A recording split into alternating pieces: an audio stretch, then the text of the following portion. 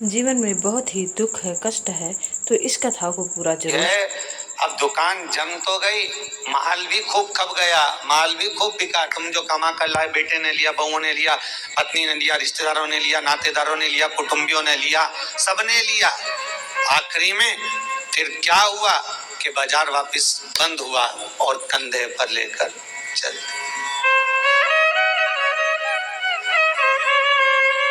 फिर निवेदन करूंगा, तुम दुकान पर बैठकर व्यापार में, व्यवसाय में, नौकरी में, तुम दुकान में जितना बैठकर कमा रहे हो उसका भोग तुम्हारी पत्नी, तुम्हारे बच्चे, बहुएं, पोता पोती, रिश्तेदार, कुटुंबी सब भोगेंगे। पर तुमने जिस तरह से कमाया है उसका भोग तुम्हें अकेले ही भोगना पड़ेगा, कोई दूसरा नहीं भोगेगा।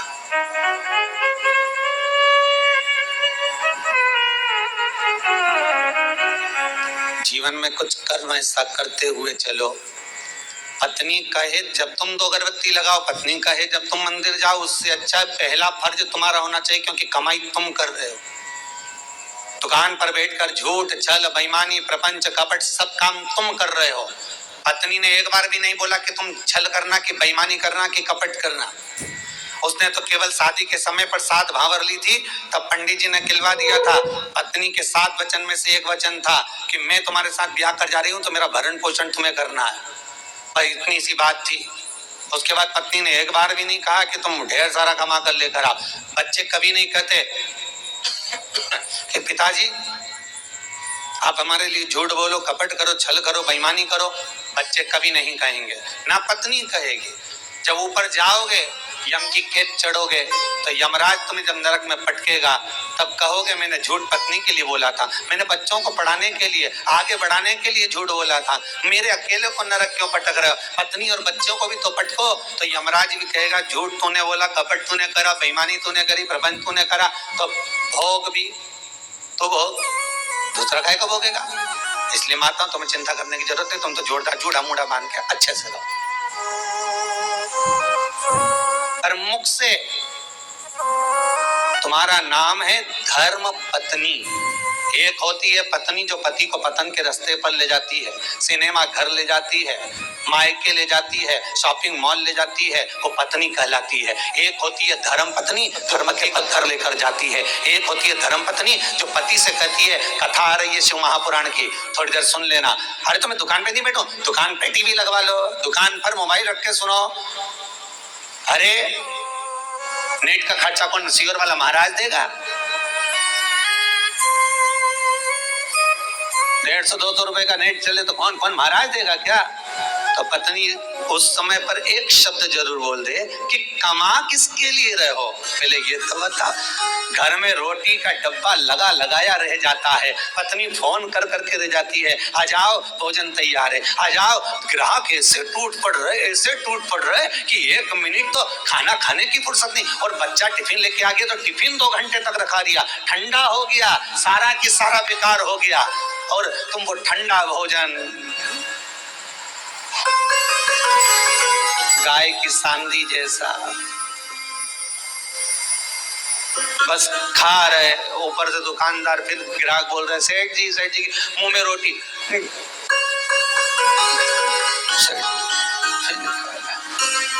किसके लिए कमाया भाई?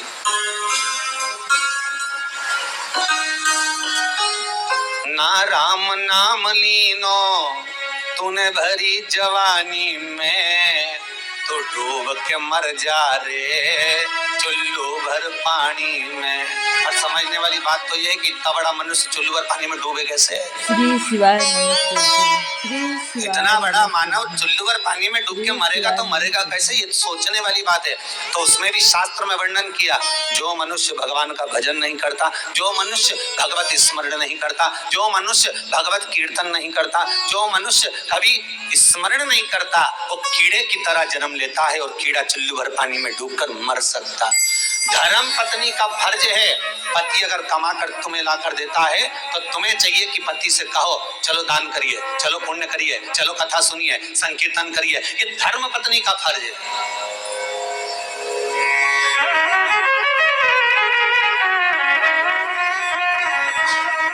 कथाकार मिलके कई बार हमने सुना लोग उसको वो क्या नाम थी जिसकी नाक कट गई थी रे, है? तुम लोगों को बड़ा मालूम है।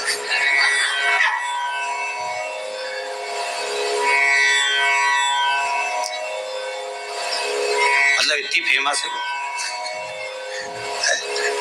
तुम्हें भी मालूम था? खड़ेल जी मालूम था? बड़ी फेमस है वो भाई, होना भी चाहिए उसको फेमस, क्यों नहीं होना चाहिए? उसके बराबर दुनिया में कोई भक्त नहीं होगा भगवान का उसके जैसा। आप में से कितने लोग हैं जो भगवान के सामने जाकर कह दे मैं तुमसे शादी करूंगी? जितने लोग यूट्यूब पर कथा सुन रहे, टीवी पर सुन रहे, ईमानदारी से बोल देना किसी ने जाकर भगवान के मंदिर में जाकर कहा हे भगवान मैं तुम्हारे साथ शादी करूंगी। तुम तो इंसान हो और राक्षसी थी शूर्पणखा जो भगवान के सामने सीधा प्रस्ताव लेकर पहुंच गई कि तुम सम पुरुष न मौसम नारी, इसलिए मैं तुमसे विवाह करना चाहती हूँ। भगवान इतने खुश हो गए कि जिंदगी में कहीं की तो मिली जिसने कहा कि तुम्हारे जैसा पुरुष नहीं होगा, मेरे जैसी नारी नहीं होगी। दुनिया समझे तब तो, या तो जो जाए भगवान के पास में, भगवान दुकान नहीं चल रही, भगवान छोरा दे दो, भगवान बहू दे दो, भगवान ये दे दो। भगवान भी इतना बोर हो जाता कि भगवान ने भगत से कहा एक आध दिन तू आके बैठ जाएगा,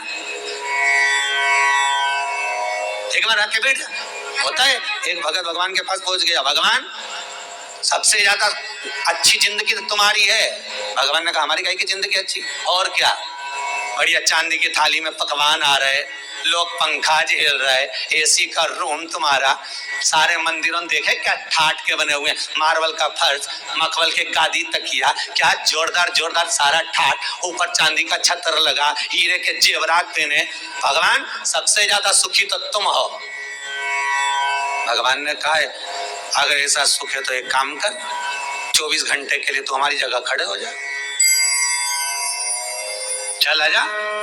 तो क्या उसमें क्या होगा, 24 घंटे का कोई सुख होता? भगवान कहने लगे तू खड़ा तो मैं तेरी जगह चले जाता, तू मेरी जगह चले जा। अब भक्त तो बहुत नाराज तो था ही, उसने कहा ठीक है उतरो नीचे, उतरो। तो भगवान विष्णु और लक्ष्मी का मंदिर था, नारायण और लक्ष्मी का। तो भगवान बोले मैं अकेला जाऊं तो पत्नी को भी लाना पड़ेगा ना, तो पति ने अपनी पत्नी को बुलवा लिया, तू किया जा, आज अपन भगवान की जगह खड़े होंगे, भगवान को बाहर बैठो, चल मंदिर के बाहर हम दोनों खड़े। भगवान बोले जैसे हम खड़े वैसे की वैसे खड़े रहना हो। तो लोगों को मालूम पड़ गया ना, सोच लेना, हाथ पांव कुछ नहीं हिलना चाहिए, कुछ नहीं हिलेगा, तुम्हारे जैसे ही खड़े रहेंगे बिल्कुल। तो हो जाओ खड़े। भगवान हट गए, उन दोनों को खड़ा कर दिया, धनी लुगाई को, दोनों पति पत्नी को। राम जी भगवान नारायण तो आराम से ऐसा हाथ करके खड़े, लक्ष्मी जी वैसा हाथ करके। तो लक्ष्मी जी ऊपर चढ़ी और लक्ष्मी जी ने उसकी पत्नी का हाथ ऐसा करा, ऐसा करी, मुस्कुरा। तो भगवान की मूर्ति मुस्कुराती हुई होती है ना, अरे करे कि नहीं करे दर्शन, कर देना, मुस्कुरा। और तुम भी ऐसे खड़े रहो, मुस्कुरा।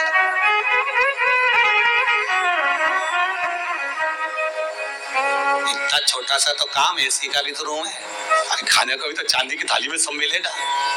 पत्नी से बोला खड़े रहे तो भगवान के जाऊं? लक्ष्मी नारायण कहा ठीक है जाओ। अब कब आऊं? भगवान बोले, तो वो बोला अभी हम सारा सुख भोग लें फिर आना आराम से। हाँ ठीक है, कल आ जाऊं कि आज ही आऊं?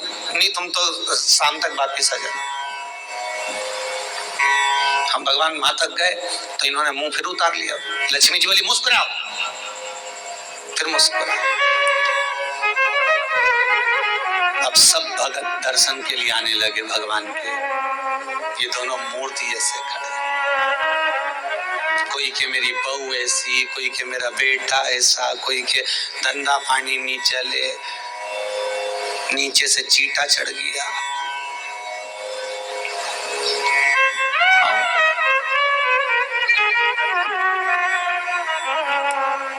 अब नीचे से चीटा चढ़ा तो पत्नी सीधे खड़े रहो, सीधे खड़े से मुस्कुराए कि चीटा भगा।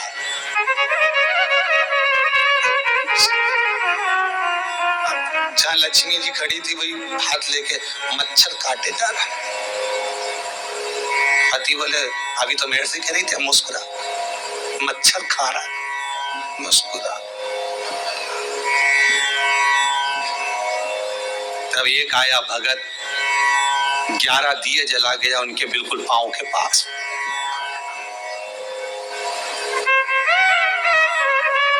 पत्नी बोली आग लगा के मारेगा, पति बोला मुस्कुरा, मुस्कुरा। अरे धोती जल जाएगी, मुस्कुरा, मुस्कुरा। ऐसे खड़े रहो, हिलना नहीं, बिल्कुल मुस्कुराए। तब एक आई बेचारी नैनों से नीर बहाती हुई, भगवान बहुत दुखी हो गई। इतने में जो पास में खड़ी थी पत्नी, हमारे से पूछ ले हम कितने दुखी है। पति बोला तू चुप कर, मुस्कुरा, मुस्कुरा। चांदी की थाली में भोजन रख के आया। पति पत्नी के मन में धीरज बंधी। 8 घंटे से खड़े थे। घर पे होते तो चाय भी पी लेते, यहाँ तो कुछ भी नहीं आया। अब खाना आया है, जल्दी से खा लेना।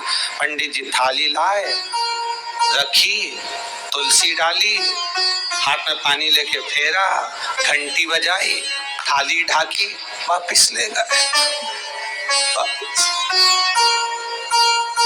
पत्नी बोली और आएगा क्या? पति बोला चुप रहे, आज का गया तो कल ही आएगा।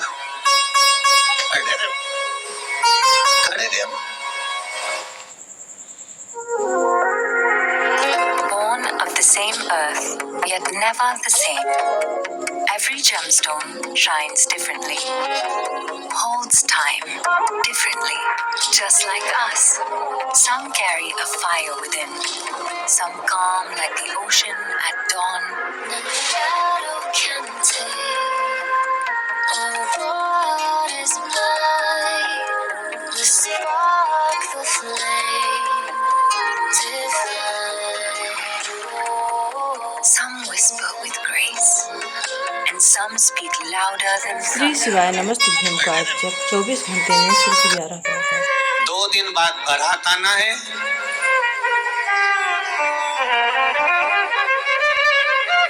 एक दिन पहले हलवाई आ गया। हलवाई ने आवाज लगाया भैया शक्कर की बोरी लाओ।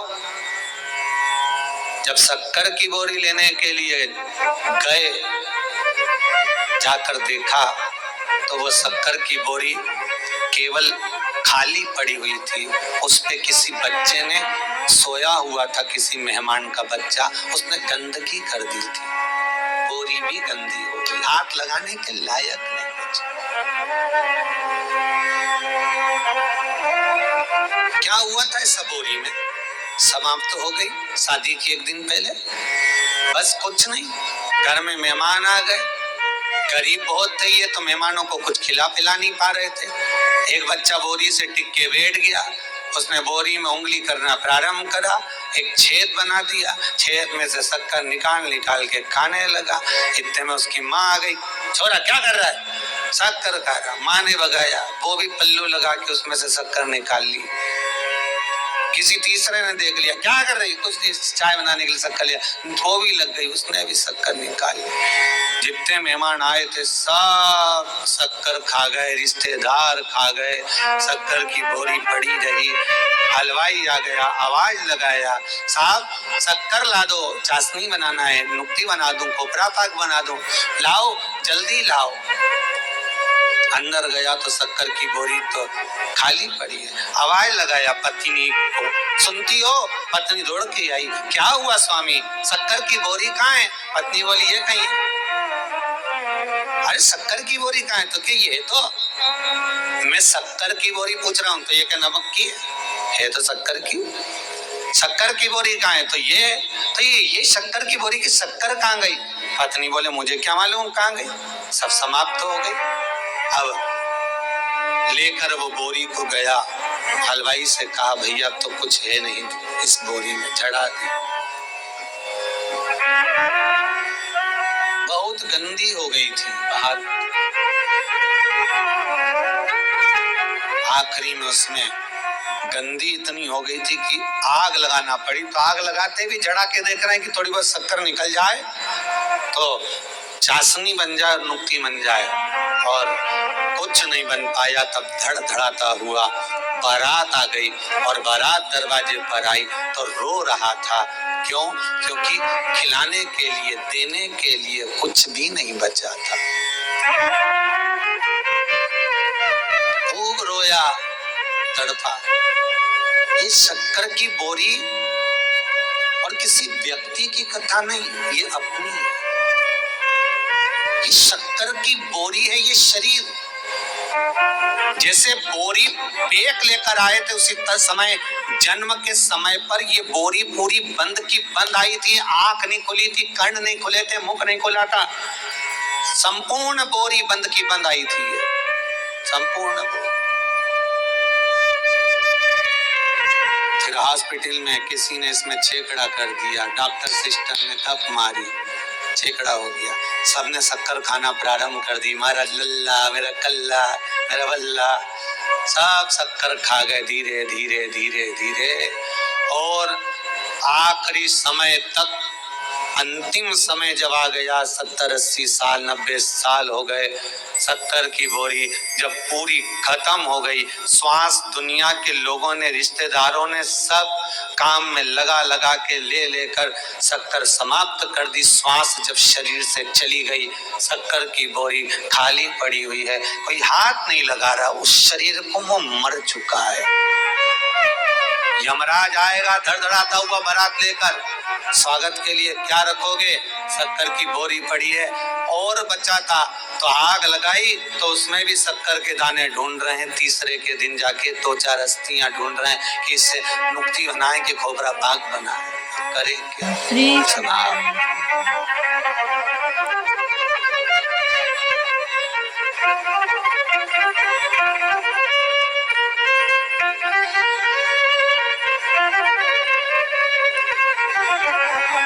दुनिया के लोगों की एकता अगर देखना है, परिवार के लोगों की एकता अगर देखना है, मोहल्ले और संसार के लोगों की एकता अगर देखना है तो 2 जगह पर देखी जा सकती है। एक, जो व्यक्ति आगे बढ़ रहा है उसको गिराने में, और दूसरा मुर्दे को उठाने में। ये दुनिया के लोगों की एकता, ये 2 जगह पर देख सकते हो। अगर कोई व्यक्ति आगे बढ़ रहा है, उन्नति कर रहा है, परिवार का हो चाहे कहीं का भी हो, जब आगे बढ़ता है सारे परिवार के लोग उसका टांग खींचना प्रारंभ कर देते हैं। हाँ, वो तो ऐसा है, वो तो वैसा है। सारे कुटुंब के लोग उसके ऊपर उंगलियां उठाना चालू कर देते हैं, उसके ऊपर अपशब्द कहना चालू कर देते हैं, वो तो ऐसा। तो दुनिया के लोगों की एकता 2 जगह पर नजर आती है। एक, दुनिया के लोग किसी को गिराने में तुरंत एक हो जाते हैं, किसी की बुराई करने में तुरंत एक हो जाते हैं, और एक, मुर्दे को उठाने में लोग एक हो जाते हैं। भले फिर कहेंगे अरे बेचारा मर गया, बहुत अच्छा था, बहुत अच्छा था, तो कभी उसको राम राम ही कर लेता है, एकाध बार जय श्री कृष्णा कर लेता, हर हर महादेव कर लेता। जब मर गया तब कह रहे बहुत अच्छा था। और सबसे अच्छा जब लगेगा जब वो शोक पत्र तुम्हारे पास आएगा और उसमें लिखा रहेगा इतनी बजे से इतनी बजे तक पगड़ी है, इतनी बजे से इतनी बजे तक रसोई है। और जब तुम जाके ना गुलाब जामुन, ना खोपरा पाक, ने बूंदी जब खाओगे, नुक्ती का रायता में बूंदी डाल के, डुबक डुबक के, सेव डाल के जब पूरी के साथ खाओगे, और जितनी तुमने बुराई करी है उसके घर की नुक्ती और सेव कहीं ऐसी बच जाएगी।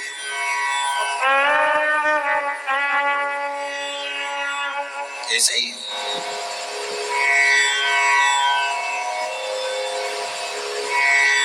सहज नहीं है महाराज।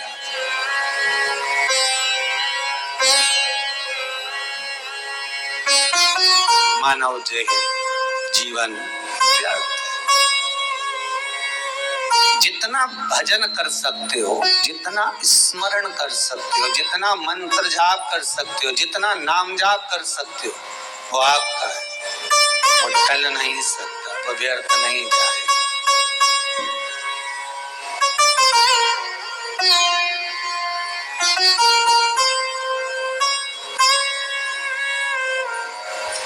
तुम्हारा किया गया भजन, तुम्हारा किया गया कीर्तन और तुम्हारा विश्वास शंकर के प्रति खाली नहीं जा सकता, खाली नहीं जाए।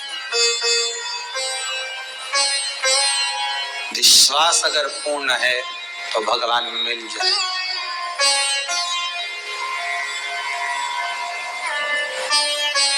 श्री शिवाय नमस्तुभ्यं। विश्वास की अगर पूर्णता है तो भगवान कहीं दूर नहीं है, भगवान हमारे करीब में, भगवान हमारे श्री शिवाय नमस्तुभ्यं। श्री शिवाय नमस्तुभ्यं का जप 24 घंटे में 11 बार अवश्य करें। सभी कार्यों में सफलता प्राप्त होती है। कल गौशाला में हम शाम के समय पर थे, कथा के बाद आप लोग यहाँ कीर्तन कर रहे थे शाम को। प्रभु की शरण में अपने काम में व्यस्त रहते हुए भी प्रभु का भक्ति भजन किया कीजिए, क्योंकि यही आपका मूल धन है। माया तो सभी ले जाते हैं, लेकिन भजन कीर्तन ज्ञान ये आपकी खुद की कमाई है।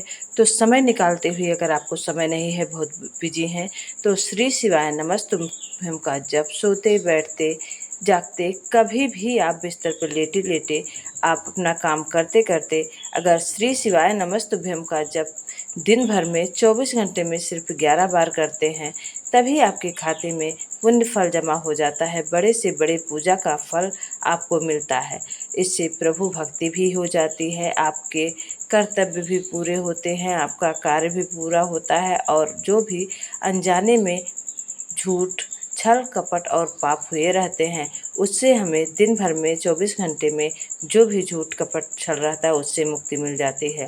तो इतना सरल और सहज उपाय अवश्य करें। श्री शिवाय नमस्तुभ्यं का जप 24 घंटे में सिर्फ 11 बार करने से जीवन के सभी कष्ट दूर होते हैं, सभी कार्यों में सफलता मिलती है। साथ ही हमारे महादेव हमारा मार्गदर्शन करते रहते हैं। तो सभी कमेंट में बोलो श्री शिवाय नमस्तुभ्यं।